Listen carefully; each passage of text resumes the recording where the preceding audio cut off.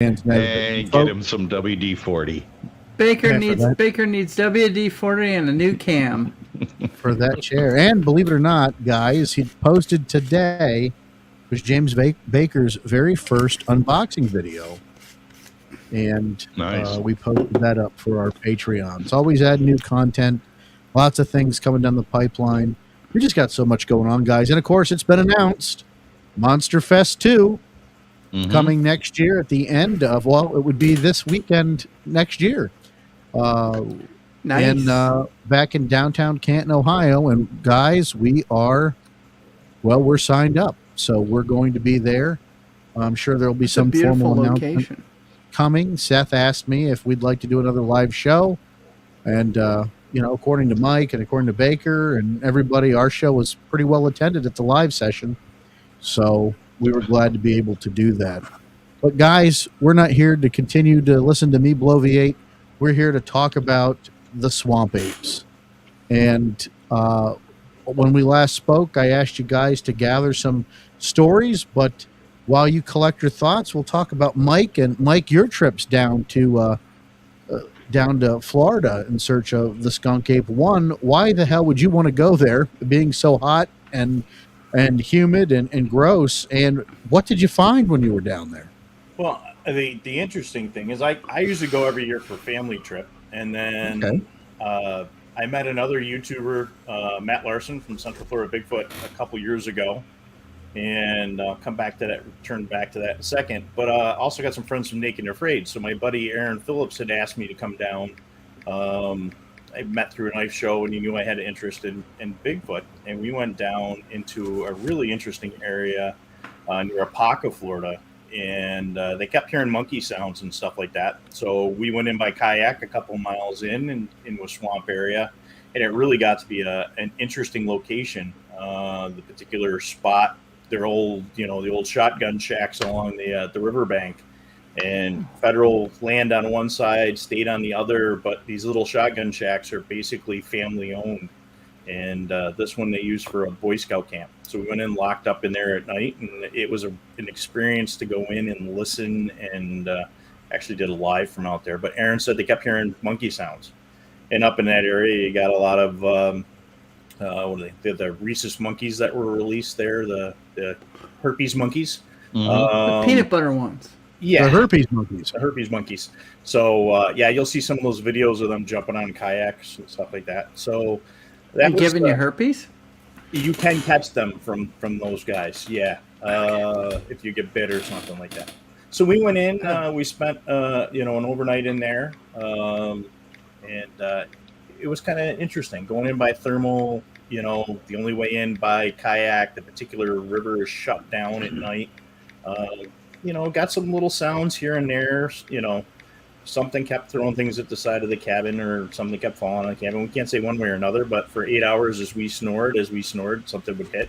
And then, had a bear try to come into camp. So it was an interesting location, but looking at the area and the flora and fauna. So Aaron's a guide down there on this particular stretch, and actually took Forrest Galante in there.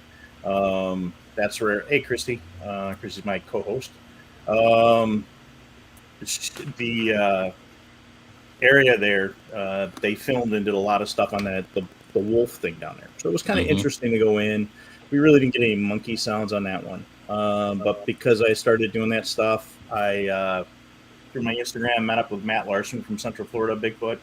And Matt took the northern boy, the New Yorker, down and kind of walked me through. And it's a different experience doing what we've got up here in the Northeast.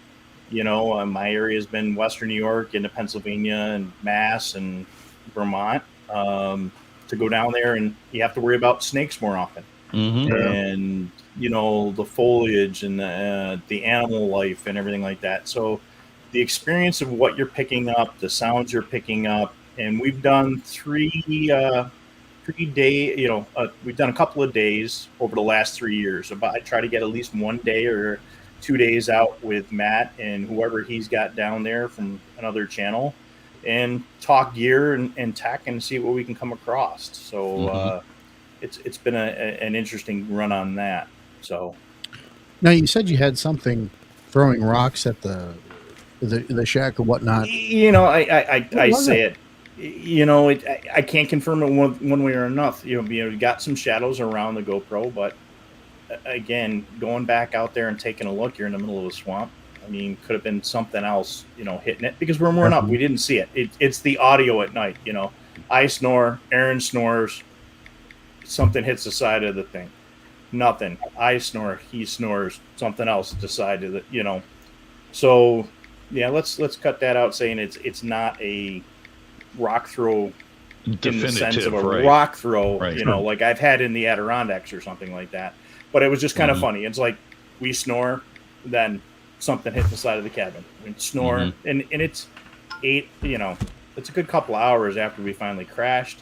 You know, on that we had some deer come up, and I got some video of them coming up through, not looking at us, scared of what coming towards us, but what was behind them. So again, what do they have? Again, we had a bear come through camp that night. So definitively, what do we got? Yes, no, maybe. But it's an interesting area, you know, to get in and try things out. And again, that was one of my first runs through to actually look for the skunk ape in Florida. So Mike, I got a quick question for you regarding the bear. I believe that's black bear. They're not, you know, a 7 foot tall on their hind legs type of black bear. I believe they're a little bit smaller, even though that they're there. But I've got another question that I haven't heard a whole lot of feedback coming out of even the Everglades is the notorious tree knocks. Is that a thing with the skunk apes, with the tree knocks? I haven't heard the tree knocks while I'm down there. Matt's got some video coming out about knocks this week. I hope I was allowed to give that out. Well, surprised. Yeah, but I didn't hear much in knocks. But again, you know, I know you guys mentioned Scott's mapping project, and you know, and you got the BFRO site. Folks are going to those same areas, and I pretty much have given up on the knocks and the screams and the yells and everything like that because it's been so inundated with where you're going to go. You know, I got over to Mayaka. You know, you look around and you know, you look for the bumper stickers, you look for the window stickers. How many Bigfoot things are you seeing, you know, marking a vehicle when you're going through those areas? So it's everybody going out, hey, I'm here, I'm taking my tourist photo, and then knock, you know. So, you know, you make a great point with that, Mike, and we've talked about that in the past.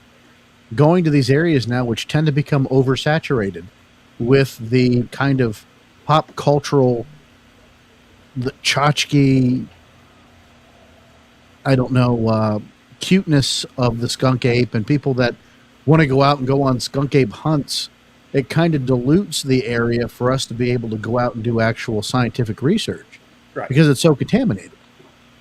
Well, yeah, and the fact is, if there is an animal there and its goal is not to be noticed, then it's going to back away further into a more reclusive area, you know, just because there's that much traffic. And again, you take somebody from the Northeast that goes to Florida, and the family does the, you know, the beach thing or the fishing thing, and you say, I'm going to go out in the swamp for a little bit. Hey, Johnny, you know, you're not, we're from up here. We're not Floridians. The same as if they came up here. They're not used to what we're seeing, what we're hearing for the vegetation. You know, I have a whole video on pine cones falling, and it sounds like tree knocks. It sounds like stuff getting thrown. It sounds like footsteps, because as those 1 pound pine cones are coming down, they're hitting and going. And again, you're there in Florida. Those pine cones down there are just as big. But again, going down as somebody from somewhere else in the country, that's why I've had the blessing of the folks that I got out with, to learn the environment down there. That's why I can't say one thing or another, because it's something else. So no, it's very responsible too. You know, just to your point, we had a situation out in our area where we had taken some people out, and they mistaken acorns dropping for rock throws. Mm-hmm. You know, oh, something just got thrown at us. No, that wasn't a throw. That was a drop. Right. Watch. And then here they go again. Go ahead, And Jay. you make a valid point, because the fact is like me and Sean have learned from being just in the 3 acres I own. You hear stuff in the woods all the time, and it's like, what is that? What is that? But you're there long enough, you're like, oh yeah, that's a woodpecker, or oh, just something. You know, that's I noticed there's a bird up there, and he knocks some off his nest, or the deer are moving. Like, if you're not from that area and you don't know what animals to think of, you don't know that there's snakes in the trees and different things and whatever. Right. You're looking, you know, like I put my foot though. I went to go move wood, and I found 2 snakes while I was trying to move the wood pile. So, you know, like, but I wasn't scared because I had no idea what they were. Well, after I stopped screaming like a little girl, but like I wasn't as scared because I knew what to look for. But if I was in Florida and I didn't know the difference between a brown snake and a coral snake, I could have died. Yep. Right. You know what I mean? But Right. since I'm from Pennsylvania, I'm like, okay, that's just a brown snake, or that's one of those black, not a cottonmouth, but just a mouse-eating, you know, big ass snake. You know, so like you make valid points. You want to go out with somebody local because, one, they know what to do, and secondly, they know where the local hospital is. Yes. You know, That was that the first kinda thing. I pick up the little tri-folders, and I know they're I think they're over on the side here. You know, the local snakes, the local birds, the local mammal. I mean, again, we're all up here in the north. I mean, how many are coming across the armadillos? You know, we've got our wood rats and everything else, you know, running around. But you get an armadillo going through something, you think, you know, it's coming for you. Right. You know, the second time, or the first time out down there, you know, we came across the whole area of pig sign in this swamp, you know, very close to the green swamp. And while we're there, you know, we find a deer carcass, and the hair's like in piles in one spot. And I'm looking for that hunter, that biologist or whatever can kind of explain this, because pig sign everywhere, but nothing's chewed on the deer carcass. But yet we've got a full pile of hair away from, and it's not like the coyotes grabbed it and dragged it, or the skin, you know, the skin's still there. There's no, I mean, Matt's got video of me. I mean, that's the great thing is that, so the bear through the camp, we're doing a live stream that night. So not the best signal because we're in the middle of the woods. Mm-hmm. Sure. Matt, you know, documenting that whole thing, and documentation, especially down there for us coming back to go back and look at that stuff. So important to document what's down there, so you as a, you know, somebody from a tourist basically, you know, knows what's going on. And again, then you got to add the insects on top of these snakes and other sundry things, or like somebody said, you know, it's murder Australia now. Yeah, you don't know what you're going to get, you know, eaten by down there lately. Wow, but how unusual is that to find the hair in that? What else would have created something like that? I don't know. I've seen it here in New York In as predation, well. I don't know. Yeah. So think about that. Think about, you know, you guys as hunters, think about what's there. But I mean, again, there's pig sign everywhere in fresh pig sign. Why has this carcass not been gnawed on, chewed on, torn up? This last area we were in with Matt, you know, we put up some of those cellular trail cameras. And what's this little thing? You could tell it was like an old well, and pigs were using it, you know, going in cool during the day. You know, you know, it's what you're gonna find. Again, excuse me, the difference between here and there. You know, we're not, you guys in Pennsylvania, at least the north end, you're gonna get some more pigs, and that color scheme that we're gonna see, they're getting more pigs and other things. I thought we saw something else. It ended up being a otter litter box, basically. Yeah. You know, what's that smell? Oh my God, it's putrid. It's whatever. Well, it's shutter. Yeah, it was a bunch of scat. You know, giving you that dead, smelly whatever in the middle of the swamp. Right. You know, with myself camping up in at least the northern part of the country, when it's 3 o'clock in the morning and you hear a beaver smacking its tail in the water, that's enough to make you crap your pants. Because you're not putting it together, but after a period of time, you start to understand from locals Oh no, that's just beaver slaps in the water of their tail. But boy, does that make a racket. And it goes back to Baker's point. You have to have a local in the area that, no, this is exactly what this is. But there's still some of those mysteries, like you just brought up with the deer, that is not that explainable. And on why there's a separation of these two. John, thank you. He's got a little note in there. Oh, there you go. Field mice and birds gather hair, collect it in a side location to use later. That's true. Right. No, that's true. Johnny, but do they gather that much? That's the thing, you know? Yeah, it's plucked, so that's great to know. Again, that's why I go out there. I don't say one thing or another.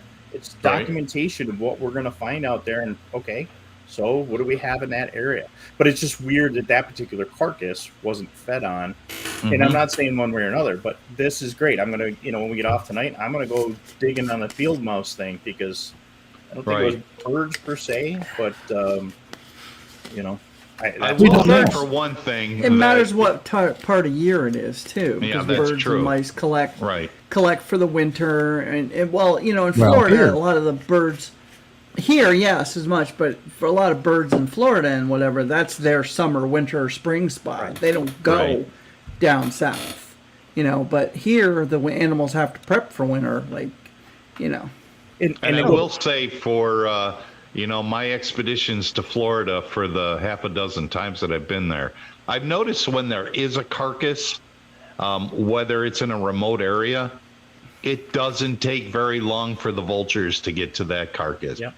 And it's gone in within a short period of time. And when I say short period of time, we're talking between 6 and 8 hours, and that carcass is pretty well picked clean.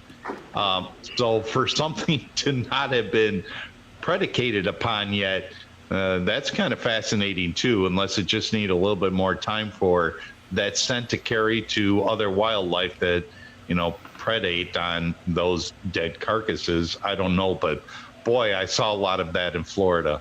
I mean, it didn't matter where you went to. There's a dead animal. You had turkey vultures all over that, and they'll sit there and they'll look right at you in the eye and go, "Really? You want to take this? Yeah, I'll fight you for it." Because you could come right up to them and they wouldn't budge. That's their meal. They're not going to budge, and they're going to hold their ground, which is a little different than the ones that we have here, where if you even get within, 10 yards of them, they kind of flee the area.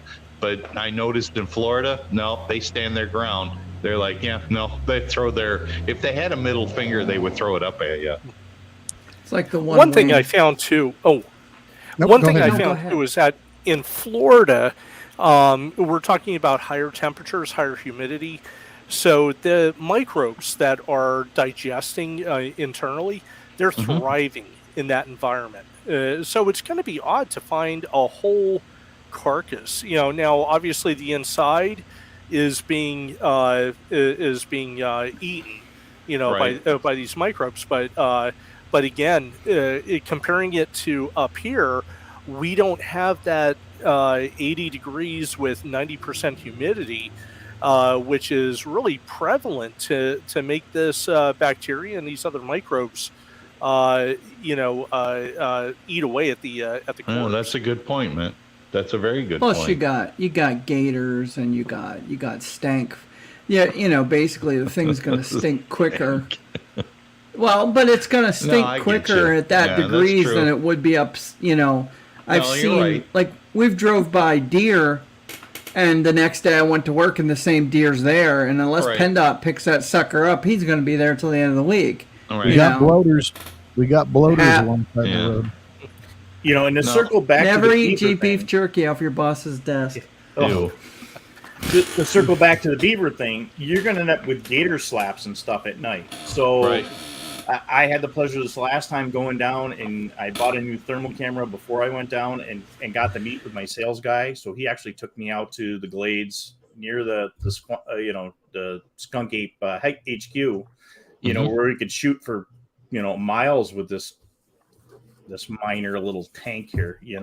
She gets out there and shoots, but watching gators and even gators on thermal if you don't have a good one, you're not going to see them moving unless you're really looking for that water stuff. So what's in and out of the water with the air temp and everything like that, we learned a lot about what thermal sensors will work down in Florida. You get something like a little TK and then put it up against something bigger. It's a total different run on things, Now, Mike, last time we had the show, we talked about the monkeys. We talked about the potentiality for misplaced apes. What are your thoughts on that? Do you think that some things that can be, let's take a look at the Myakka skunk ape photograph. Lauren Coleman gets it sent to him, becomes kind of a sensation in the early 2000s.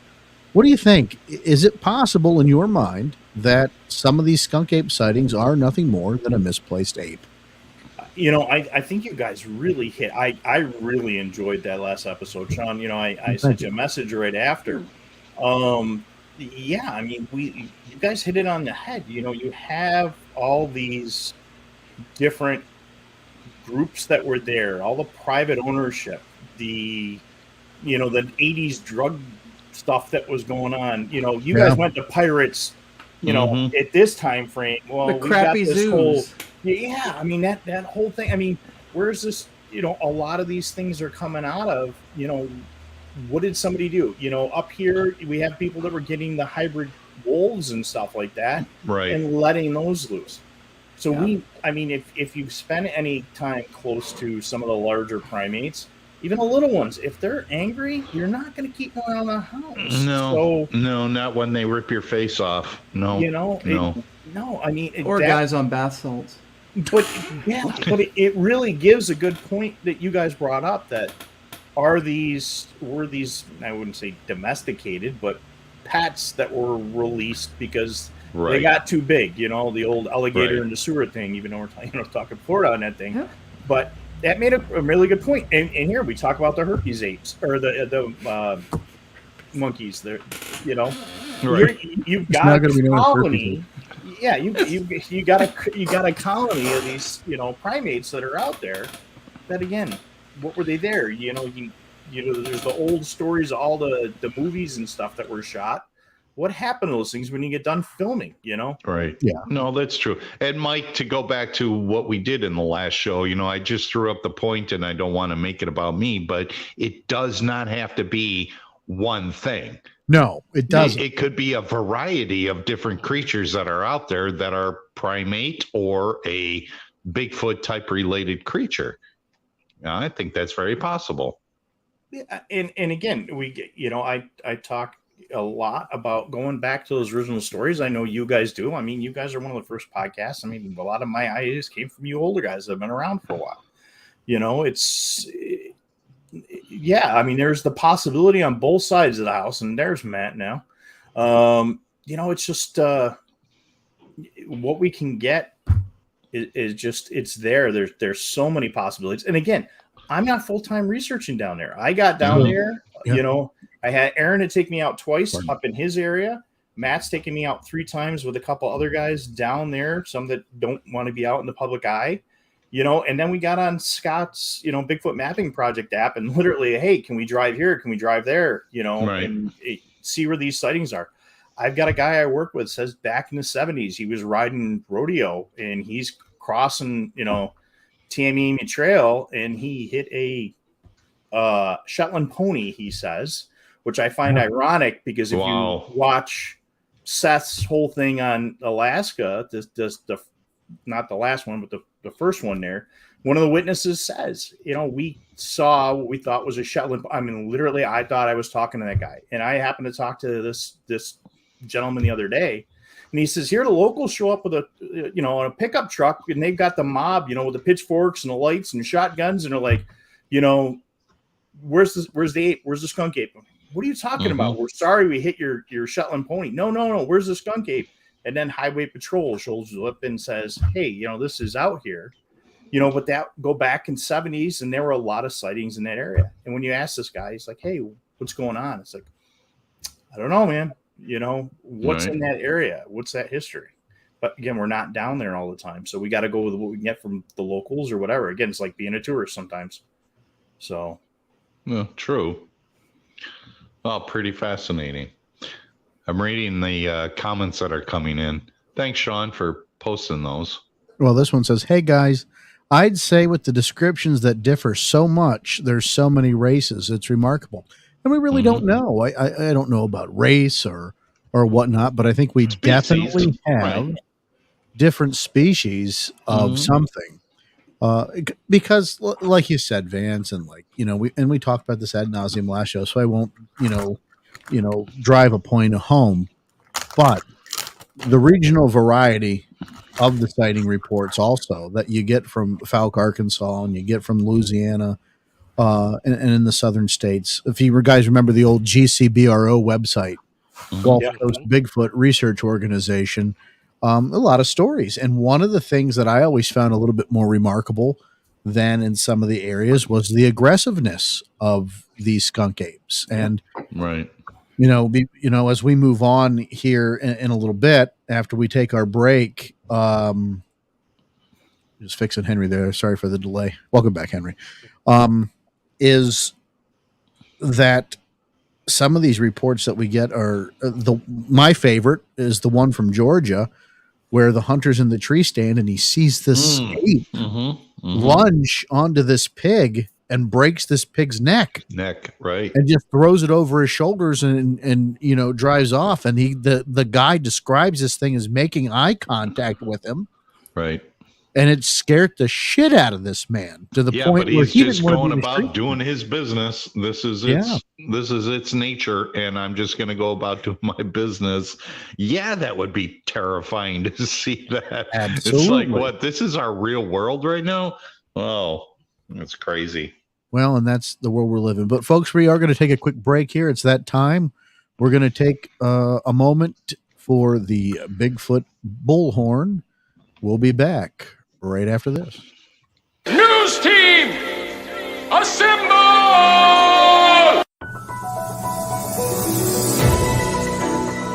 People send me videos of Bigfoot stuff after shows all the time, and they send it to me on YouTube. And you guys know YouTube. It plays one video, then it plays the next one automatically, then it plays the next one automatically, then it plays the next one automatically. 9 hours later, I've seen all the conspiracy theory videos. Now I don't trust anything. My wife's like, we got leftovers in the fridge. I'm like, that's what they want you to think.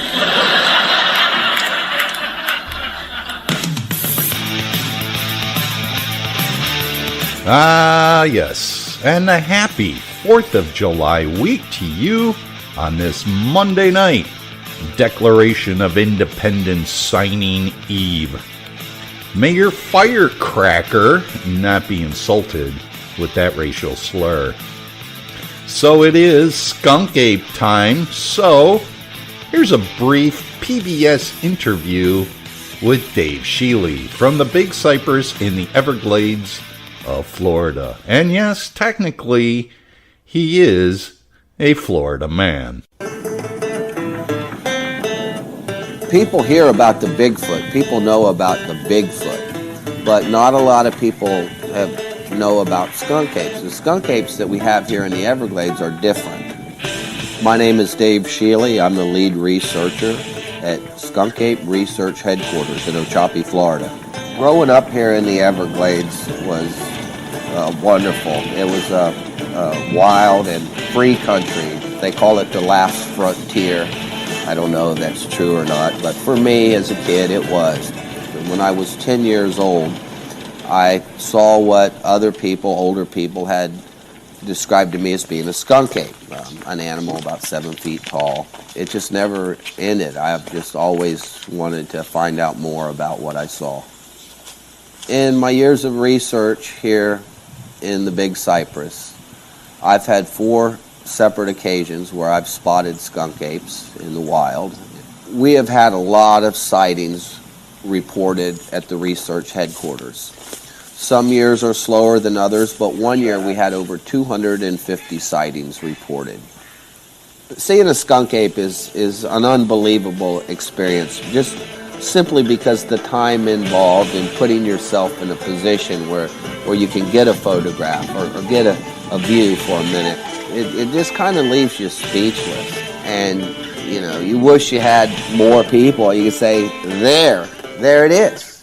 Thanks to PBS for not putting me behind bars for lifting that interview of Dave Shealy. Again, you can find Dave's work on YouTube. You just look up Dave Shealy, Shealy, at the Skunk Ape Research Headquarters out of Ochapee, Florida. And of course, he's the one that will present the photograph, and it's a pretty famous photograph. I mean, famous, well, it's made its rounds on the internet of what looks like a skunk ape walking through very tall sawgrass in the Everglades. Again, thanks to PBS for letting me lift that without being shackled and frog marched to the back of a squad car. When we come back, a couple of important announcements to be made. Stick around. You're listening to the Sasquatch Experience.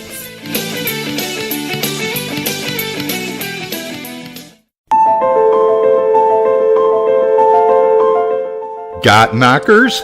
No, I have knickers. Well, get your knockers at Got Knockers, a Bigfoot apparel line dedicated to the creature known to knock on trees in the dead of night. This exclusive design is world-renowned and can be discovered by you by visiting Etsy at Got Knockers. Etsy, E-T-S-Y. Got Knockers. Once you purchase a Got Knockers wear, well, feel free to join the group on Facebook, where a cast of thousands meet and chat with some of the biggest names in Sasquatchery. Again, that's Got Knockers on Etsy and Got Knockers on Facebook.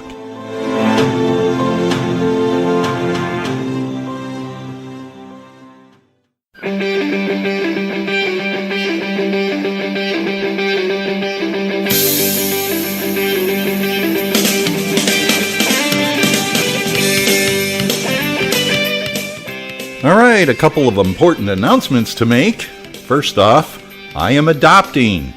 Yes, my best girl and myself are adopting. Thank you very much. It is a highway, but we're going to name her Elaine.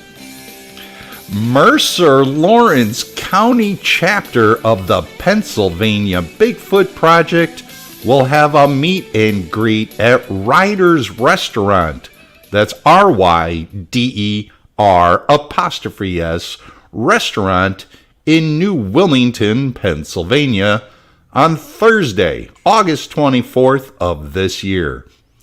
Dinner will be at 5 p.m. and the meeting at 6, which gives you 1 hour to shove food in your pie hole. Just make sure you don't have any spinach stuck in your teeth.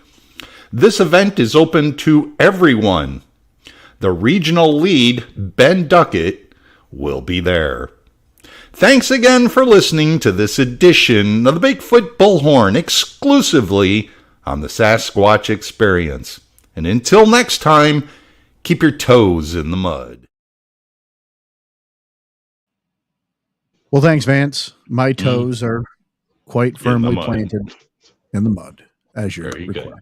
It's about time for a pedicure anyhow. I could go for one. Folks, welcome back. Sasquatch Experience, Monday, July the 3rd, 2023, as we are on the eve of Independence Day. And thank you, Vance, for the news segment, the Bigfoot Bullhorn, and some of those great events coming up. And I know we're getting ready to be a part of the Central Pennsylvania Bigfoot and Cryptid Fest out there in Elysburg.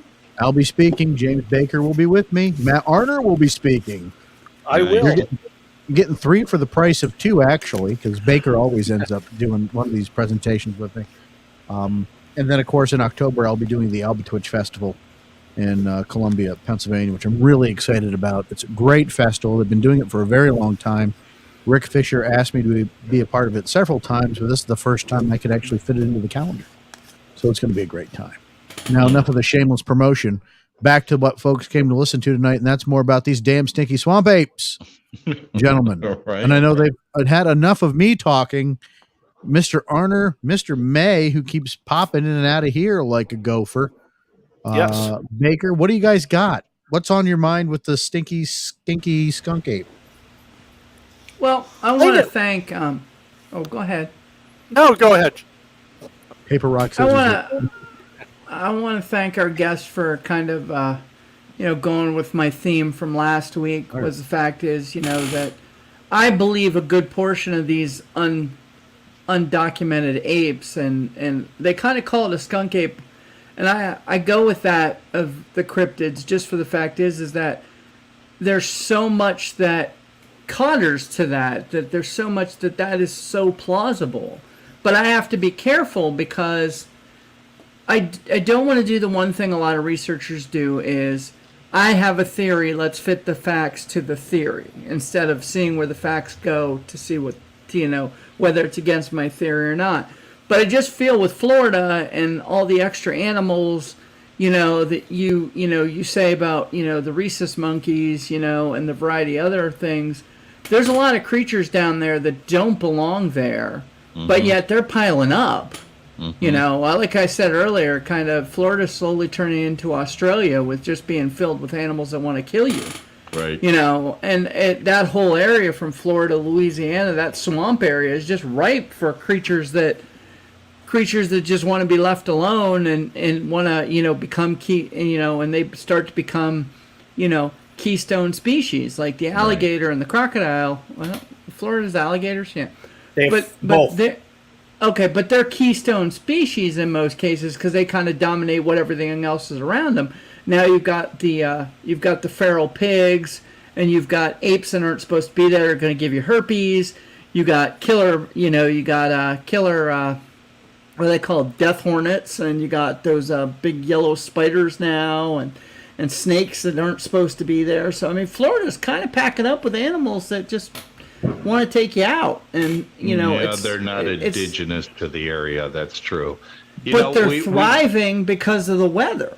Yes, they're thriving because they're in the tropic zone. We've had circumstances up here in northern Illinois where people have released the piranhas that they bought. They get a little too big for the fish tank, so they release them in the lake. Well, that's a limited lifespan because we go through a winter season and they'll clearly die. But the point is, people do this. People suck. They buy boa constrictors. They get too big for their household, and then they let them go in the Everglades, thinking, well, it's only one boa constrictor. Yeah, but you had 30,000 other people doing the same damn thing, letting these boa constrictors out in the Everglades. It can thrive. It can eat a variety of animals, whether some of it's good or not, rats and so on and so forth. But I have a feeling that the same thing was done with primates because it's a tropical zone and they can live year round without, suffering any kind of severe winter. Right. And also and part of my theory is if you leave the animal out in New York, even Chicago, anywhere else, when it starts to get cold, they'll work like a duck. Oh, let's migrate down south. Let's migrate down here. Let's whatever, because you realize that with nothing obtrusing it or nothing in the way, it's not like us who has to stop and get a burger every so often and whatever. They could move down south in a month without any trouble. You're not going to live long enough in Chicago. No, right. No. But I mean, as soon as it's let out, it's let out in let's say the spring, and then during the summer it starts to realize it's going to start getting cold. Because we're going to start moving. I do find, and I'm not trying to get off subject, but I do find a natural migration of the bull shark that comes up to southern Illinois, up the Mississippi River. That's pretty fascinating within itself because the bull shark is one of the most aggressives outside of a mako shark, but they're very aggressive and they get pretty big and they come up the Mississippi into southern Illinois. It's like, okay. So they're a freshwater shark? No, they adapt to the freshwater. Oh, yeah, adaptation. they do. They adapt. Well, so if you take it, being able to adapt to a climate and to an environment, I don't understand what the big difference is that an orangutan or a chimpanzee or a billy ape or anything else that was brought into southern Florida, including a natural type of primate, which may be a skunk ape that we all talk about, wouldn't be able to adapt. and walk bipedally in order to transport itself through a swampy area without getting its entire body wet. Nah, it's possible. So right, I Matt, had a your turn. question. All right, thanks. I had a question for Mike, and the one thing is Mike and I are, very much into the tech. We're very much into going out into the field. And Mike, you'd mentioned about thermal cameras. Yep. And can you elaborate a little bit on thermal cameras that you would use in a high temperature setting? Because I did see through the chat comments we are getting a lot of people from Florida, so maybe that that one thermal camera that's being sold online may not be able to work, or would that be able to work? Well, I mean, I have to go down there and spend a lot more time with the stuff that's out there. But when I first started, I started with the little Seek, which is a contractor's grade setup.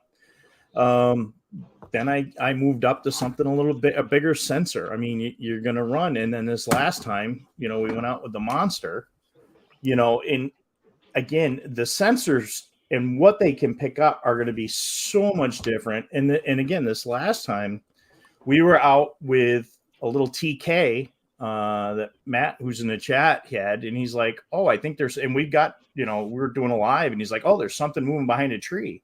But that sensor wasn't really picking up much, to the point I walked behind him with the 384 sensor and said, "Hey, this is what you got. Now here, let's try a 640 sensor. That's, the rate and stuff like that is totally different." But the same thing that you're going to have in Florida with the heat, you'd have in the Northeast or anywhere, up north where it's snowing. And I've had that same problem with the sensors. If the air temperature and the ground temperature and what you're looking at are the same temp, you're going to lose what you're looking for unless you have the best bang for your buck.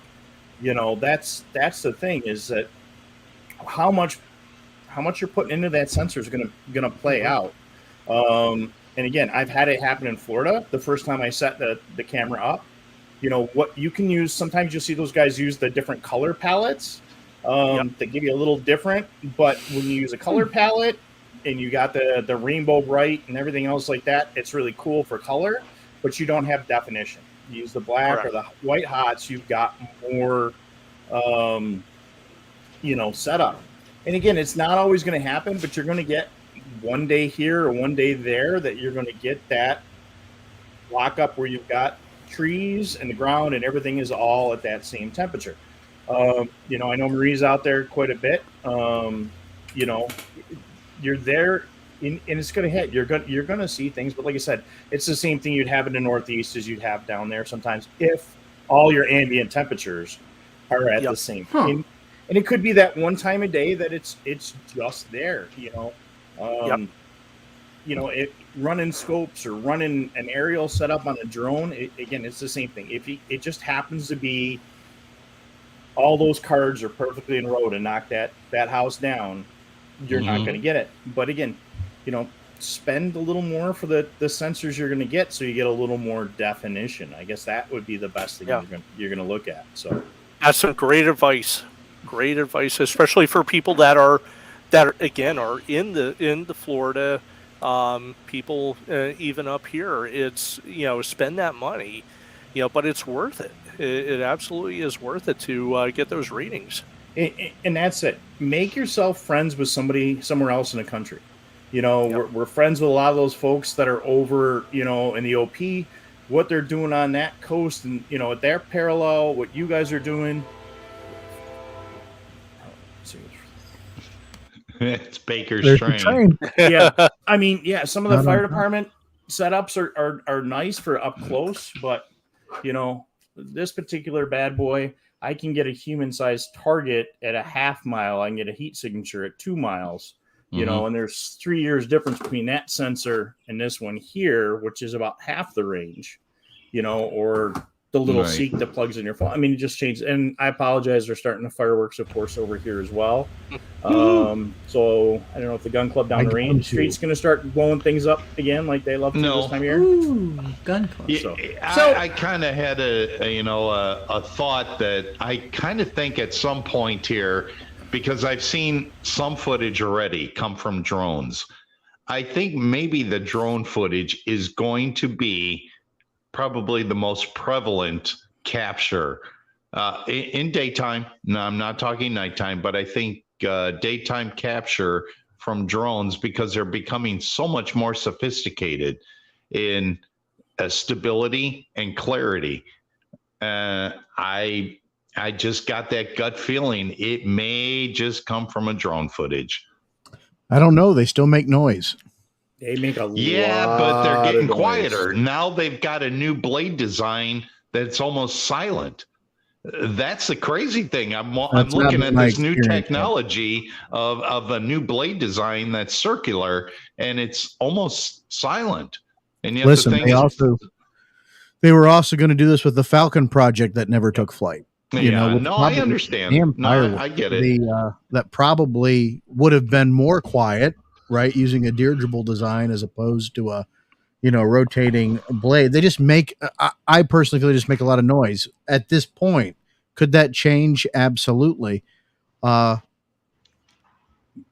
don't know. All the technology we have, though, it's only going to be as good as the people using it. And that's why it takes practice. And I think that's what, we're getting at, that we really just got to dial in and learn how to use it. And get really Sean, it goes back to the conversation that you and I had, even a couple of years ago. It seems like the old school, the hand crank analog 8mm film without batteries, without any electronics, is what's the best thing to capture anything, because it doesn't pick up on any of that.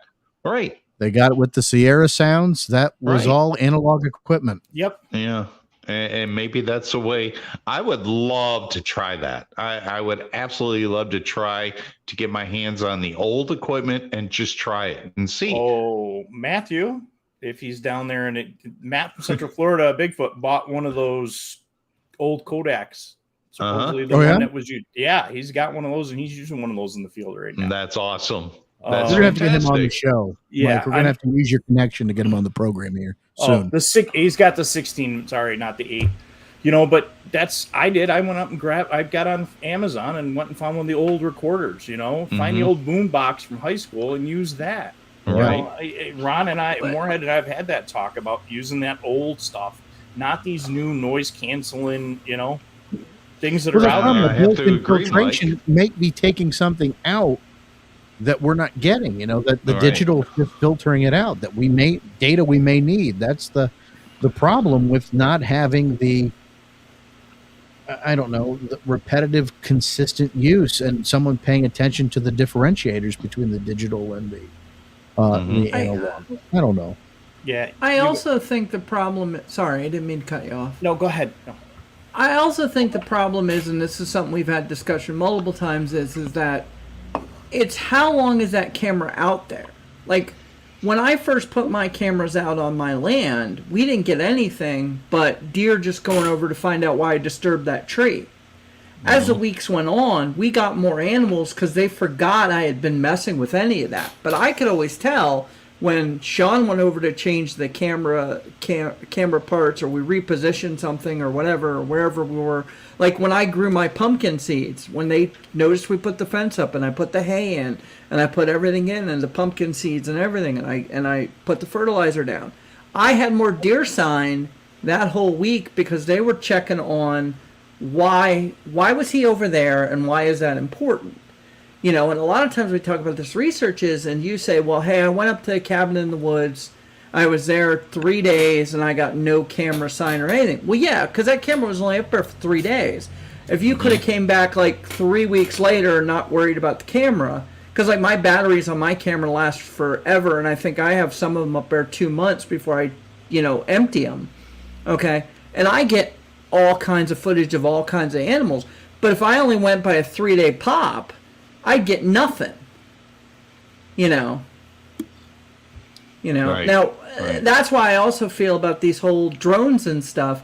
Unless you're talking military grade that is making no noise, that's actually almost a satellite, you're not going to see, I don't think you're going to catch an animal that's been this elusive this long, because it's going to hear that thing a quarter mile away compared to, some camera that's been sitting in a tree for 3 weeks and it forgets it exists. Right. That drone's only got a sky, it's got a ceiling of 400 feet. I've had the pleasure of working with some of the big, Matrice with the thermals and everything like that, and big zooms, and they're still noisy even when you get them up 400 foot. But and again, the technology is coming along, but you're looking at 20,000 on a base drone, and then you got to put the cameras on. I mean, there's some cheaper ones that are out there. I mean, I'm looking at one right now. It's about $8,000, and they got a cheaper one for $4,000, but it's got that same sensor, but it doesn't have the zoom. And then where can you fly? Where can't you fly? I mean, if you don't have your pilot's license and all that, and if you're going near any of these areas that are nature zones, you're going to be in a heck of a lot of, trouble. It's a lot of education involved in running these things. And Cliff and Bobo interviewed a dude that's down in Florida, and he's helping to look for like wounded deer with drones. And there's a lot of folks doing that as well. That's a whole new industry that's out there. So will one of those guys grab something on thermal? Who knows? They could be, if that's what you're looking for, they may be those folks to look at, but maybe a less expensive option than the former Falcon project is maybe to get like maybe not a weather balloon, but a higher density with with the material, a balloon that you can put in an area and having the camera shoot down. You got something that's silent. The only thing, of course, is you got to deal with the winds. But if you got a creature that's looking up, they may not look, especially if that's not making any noise, they may not look all the way up past the trees, past the tree line. So that's something to consider as well. When I got started with this, there was a gentleman that reached out to me here in New York that was using kites. He was using, GoPros and throwing kites. That's exactly who it was. Alan Gaines. I know Alan very well. Kite so I thought that was cool. Yeah. Yep. So I mean, if you think about that, virtually very undetectable, right? Yep. So I don't know, but again, and going back to the color and stuff like that, what you see, what I see is totally different. I talked to you guys down there about the colors, and looking at a wild boar compared to what the Myakka skunk ape is, the browns and the blacks and the whites and stuff like that. That could be a pig for all we know. That particular picture isn't, but again, going back to the guy with the Shetland pony and that, what are you actually seeing? I mean, especially now, like even up here where we've got, Tioga, you've got all the wild pigs running around up there in the same area that we've got a lot of sightings as well. So, I mean, that's the big thing, is getting to somebody that's down there, knowing what's going on, I think is very important to find the sightings. Bill Rigby and Amy Boo in the chat room, good friends of ours, good supporters, good researchers. It's okay, Bill. We won't issue any demerits this week.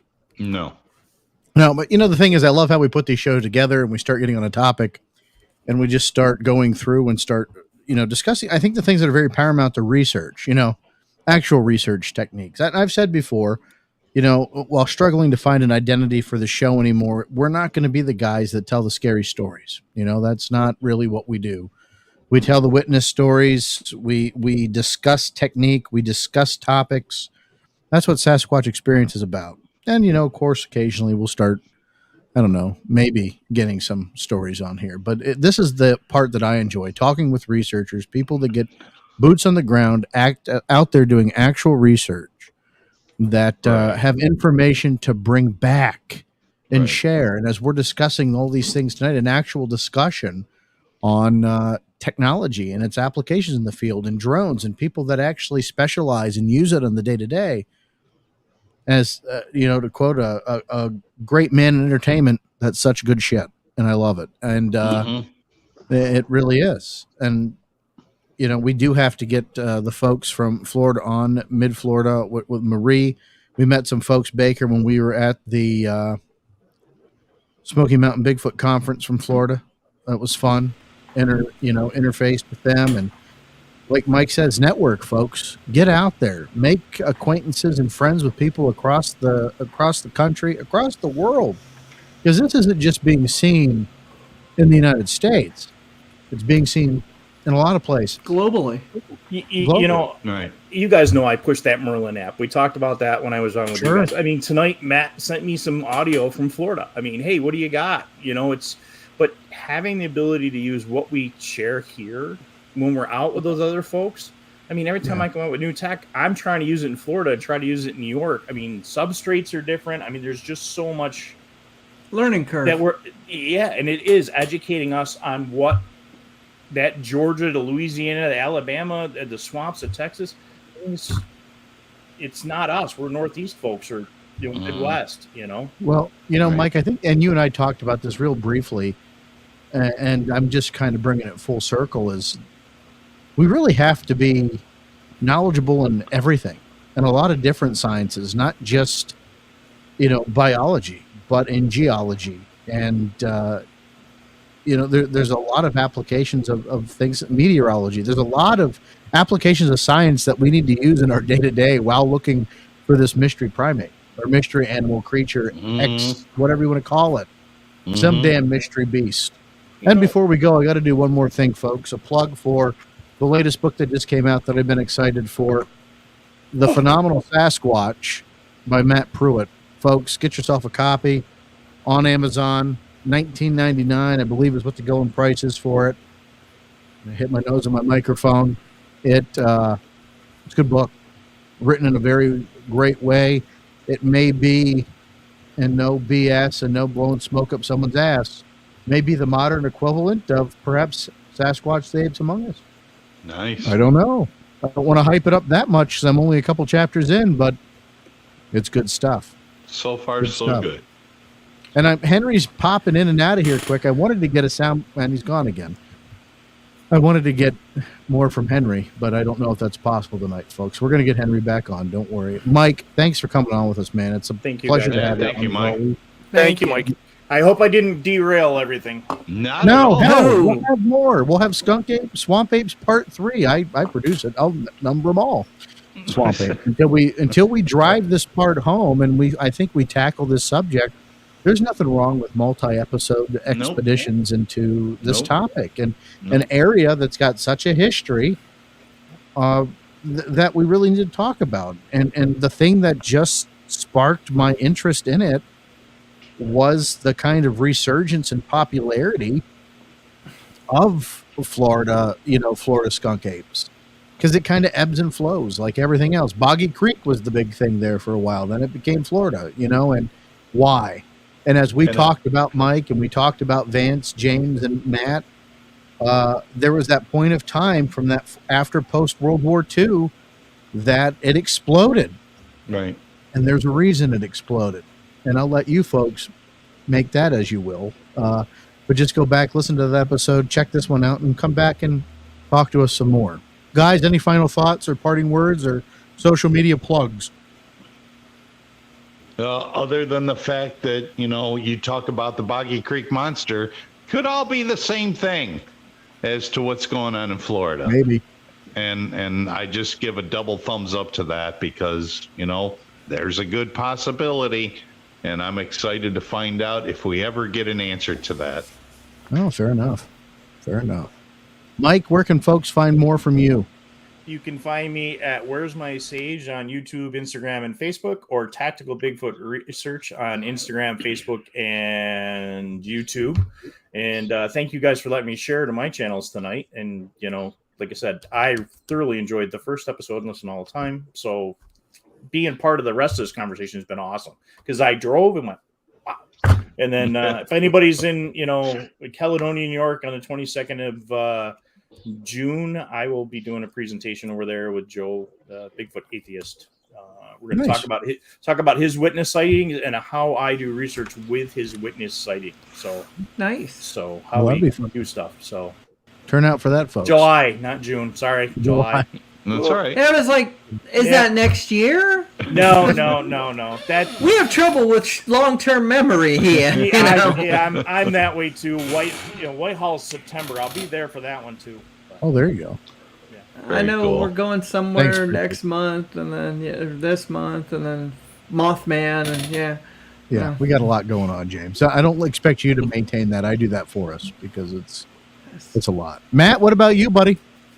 Well, I was going to say August 12th in Ely'sburg, Pennsylvania, the Central PA Bigfoot and Cryptic Festival is the first ever event. Our great friend and partner, Gwen Purcell, will be the host, and she has some great guests coming, some great vendors.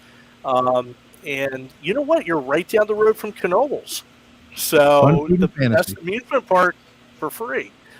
So come out if you got plans, to be in the area. August 12th, Ely'sburg, Pennsylvania, the Central PA Bigfoot and Cryptic Festival. And again, Matt and I are speakers at that event. Yes. So Nice. we want your feedback. Info at SasquatchExperience.com. Baker, any parting gems? If you need to see me, I'm probably I'm going to be posting more, trying to do more live videos. I'll be wearing pants. Thank you. There was a request, but I'm going to be doing a lot of more stuff out in my land. It's lot 5-6, the land. If you want to check it out on Facebook. But I've been trying to do more because, like, I learned so much from just being outside, and like me and Sean had the conversation when we were live at Monster Fest was as 98% of your research is just you standing out in the yard, standing out in the woods. Yeah. Take the time and learn from it. Right. Okay, not everything's going to be a Bigfoot, but the nice thing is if you start to learn about your area, then you realize that 98% of it isn't going to Bigfoot, and then you're able to see that 2% quicker. All right. Good point. That's a good point, right. Folks, if Henry was here, he'd say y'all be good. Or be good at it. Be good at it, right. So I'm going to say it for him. Folks, we'll see you in 2 weeks. Thanks for watching. Be safe. Come back in 2 weeks with all your digits, please. Be safe. Don't drink and drive. And Happy 4th of July, everybody. Have a fun if time. If you blow off a finger, you don't get to put it back on. Be responsible. That's all. Yeah. Another show in the can, folks.